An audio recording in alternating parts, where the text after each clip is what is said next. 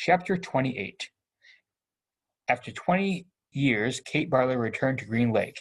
It was a place where no one would ever find her, a ghost town on a ghost lake. Peach trees had all died, but there were a couple of small oak trees still growing by an old abandoned cabin. The cabin used to be on the east shore of the lake. Now, the edge of the lake was over 5 miles wide, and it was a little more than a small pond full full of dirty water. She lived in a cabin. Sometimes she could hear Sam's voice echoing across the emptiness. Onions, sweet fresh onions. She knew she was crazy. She knew she'd been crazy for the last 20 years. Oh, Sam, she would say, speaking into the vast emptiness.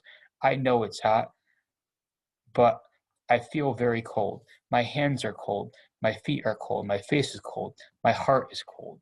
And sometimes she would hear him say, I can fix that. And she'd feel his warm arm across her shoulders. She'd been living in a cabin for about 3 months when she was awakened one morning by someone kicking open the cabin door. She opened her eyes to see a blurry end of a rifle 2 inches from her nose.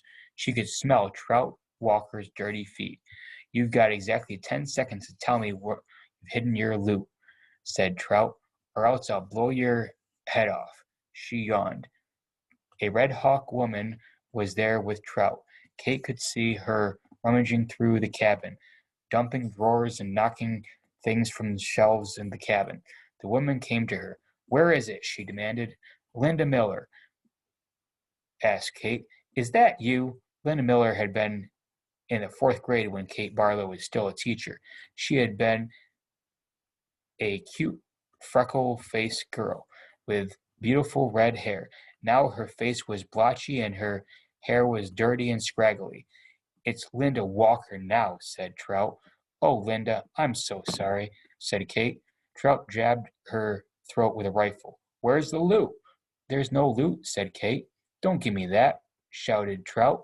You've robbed every bank from here to Houston. You better tell him, said Linda. We're desperate. You married him for his money, didn't you? Asked Kate. Linda nodded.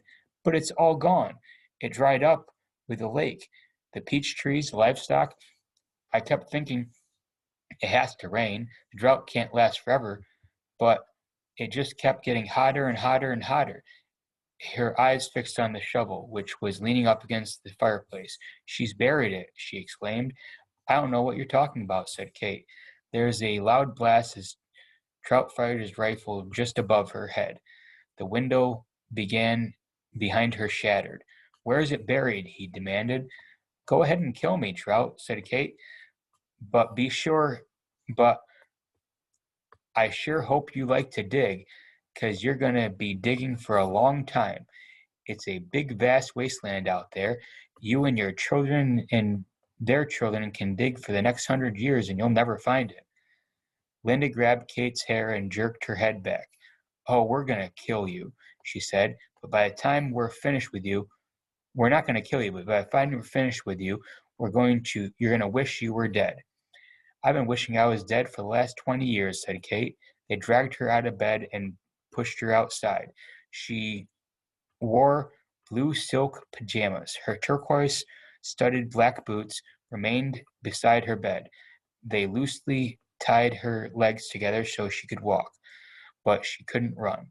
They made her walk barefoot on the hot ground. They wouldn't let her stop walking.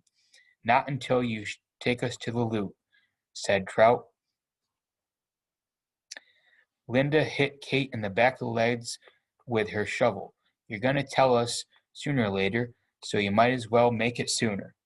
She walked one way, then the other, until her feet were black and blistered. Whenever she stopped, Linda whacked her with a shovel. I'm losing my patience, Trout warned. She felt the shovel jab into her neck, and she fell hard onto the dirt. Get up, ordered Linda. Kate struggled to her feet. We're being easy on you today, said Trout. It's just going to get worse and worse if you don't take us to it. Look out, shouted Linda. A lizard leapt toward them. Kate could see his big red eyes. Linda tried to hit it with a shovel, and Trout shot at it, but they both missed.